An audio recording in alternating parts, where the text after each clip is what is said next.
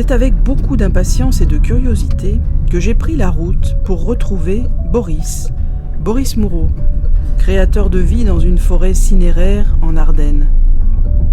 Une forêt cinéraire, c'est un espace naturel, forestier, sanctuarisé, où les cendres des défunts peuvent être répandues. C'est une manière écologique et apaisante de trouver un lieu de recueillement pour honorer les défunts. Un lieu plus propice au calme de l'esprit que les cimetières traditionnels. La forêt cinéraire de Boris se nomme sans ambiguïté forêt vivante. Cela ressemble à un pléonasme, mais on apprendra qu'il y a forêt et forêt à l'échelle de la biodiversité.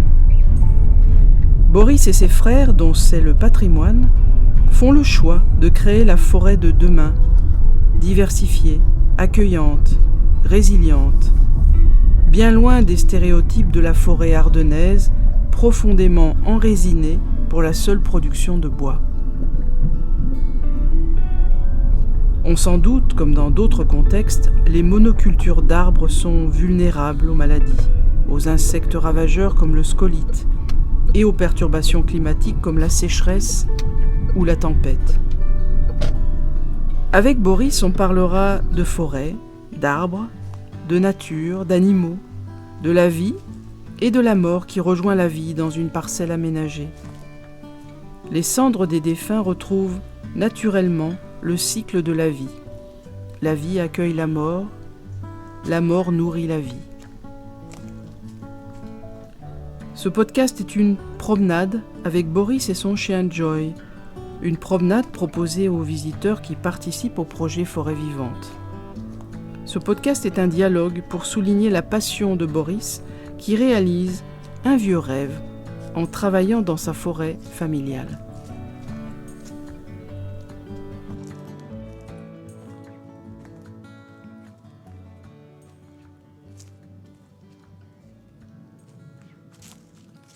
Est-ce que tu peux nous parler de l'origine de ce projet ?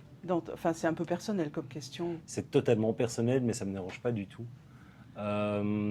L'origine, il y a deux choses. La première, c'est que j'ai un atout dans la famille depuis plus de 200 ans, c'est d'avoir une forêt. Et que c'est quelque chose que j'ai envie de partager avec les gens. Et la seconde chose, c'est que ma maman est décédée il y a plus de 20 ans. Elle est enterrée à Framont, ici à 5 km.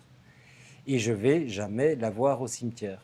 Et donc je me suis dit, tiens, Boris, t'es un mauvais fils, qu'est-ce qui se passe ? Il y a quelque chose de mal vécu. Et en fait, je me suis rendu compte que c'était le lieu qui ne me parlait pas. Le cimetière, pour moi, ça représente la mort. Ça représente du béton, du marbre, c'est froid. Et donc de là, je me suis dit, pour toi, qu'est-ce que tu as envie le jour où tu ne seras plus là ? Parce qu'on sait tous qu'on est là pour un laps de temps bien précis. On sait tous qu'on va passer par l'étape d'essai. On ne sait pas quand ça va arriver, le plus tard possible. En tout cas, c'est ce que je souhaite aux gens.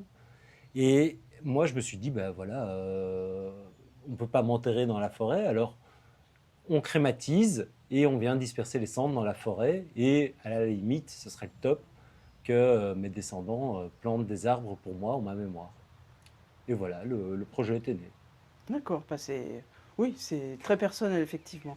Donc c'est à la fois, tu t'es appuyé sur une opportunité familiale et tu as réalisé un rêve. Exactement, mon rêve, Enfin, un rêve. oui, mais un rêve d'être dans la forêt aussi, tu vois, de rebondir sur le fait d'avoir des opportunités, en effet.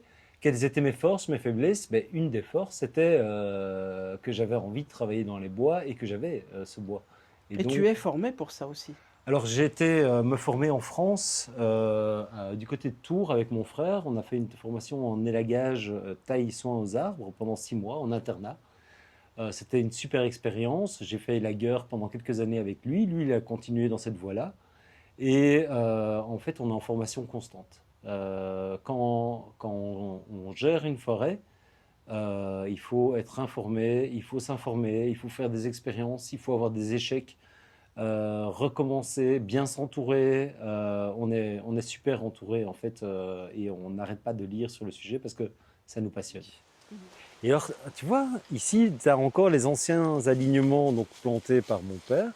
Et puis, tu as ces erreurs de la nature que je trouve très, très belles.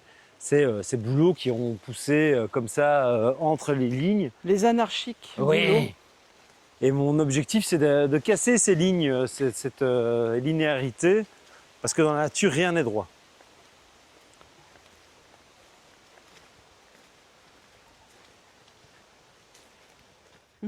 Et il y a certainement aussi des contraintes liées au fait de posséder, entre guillemets, une forêt. Alors en vrai, les contraintes ne sont pas énormes. Il y a des taxes, un précompte immobilier, mais c'est très réduit pour une forêt. C'est vraiment, c'est pas grand-chose. On ne peut pas faire ce qu'on veut. On ne peut pas construire une maison dans une forêt.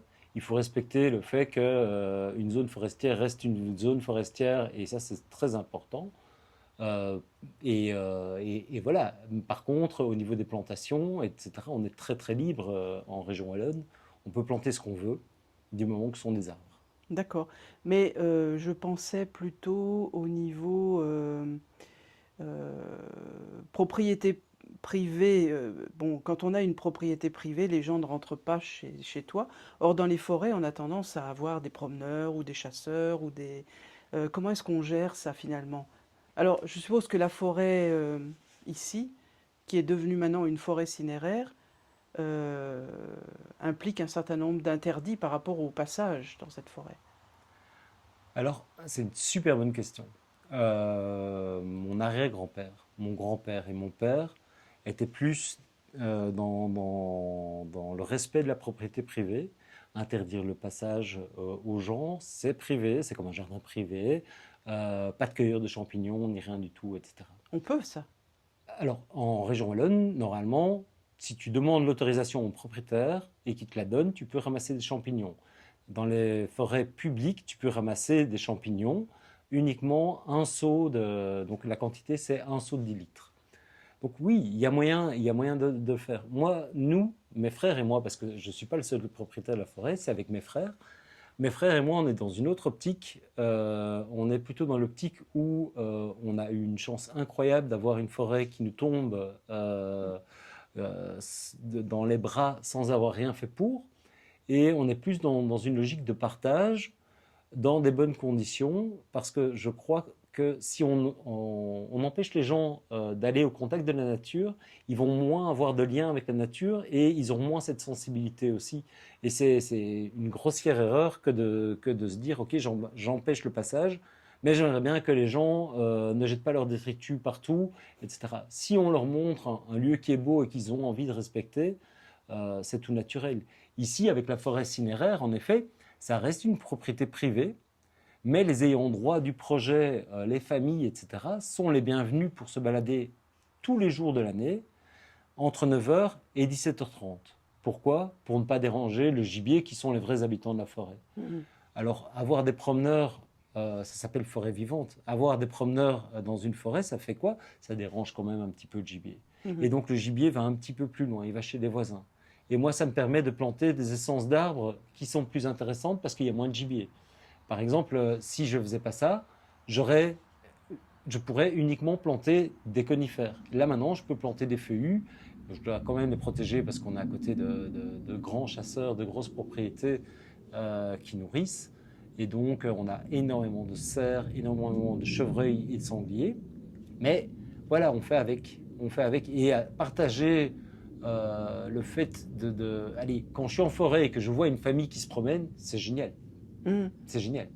Oui, je comprends bien ta Donc démarche. c'est ouvert aux personnes qui font partie du projet. Et alors, c'est pas ouvert, j'ai pas fait un sentier de grande randonnée non plus. Comme ça, les personnes qui font partie du projet, qui ont une personne ou un animal où ils ont dispersé les cendres à forêt vivante, ils ont aussi la quiétude du lieu. Et ça, c'est important.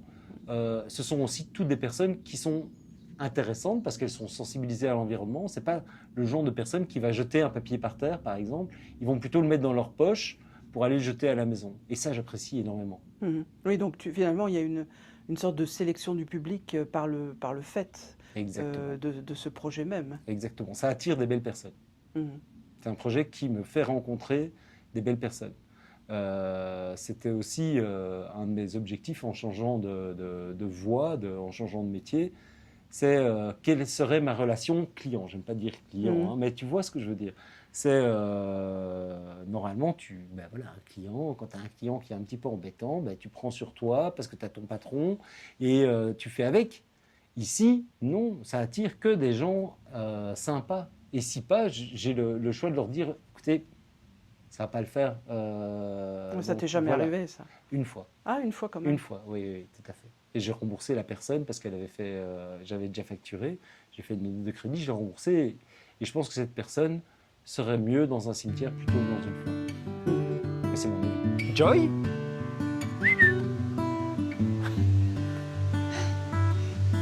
Elle vit sa meilleure vie ici, quoi. Elle m'aide à ramasser des bâtons, mais là, elle pionce, mais d'une force. Joy? Hey! Joy? Joy, hey! Oh, mais enfin! Mon petit chien!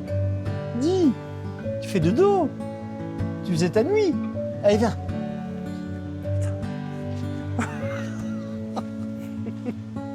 Là, elle était bien. Oh. Mais comment ne pas être bien? Franchement,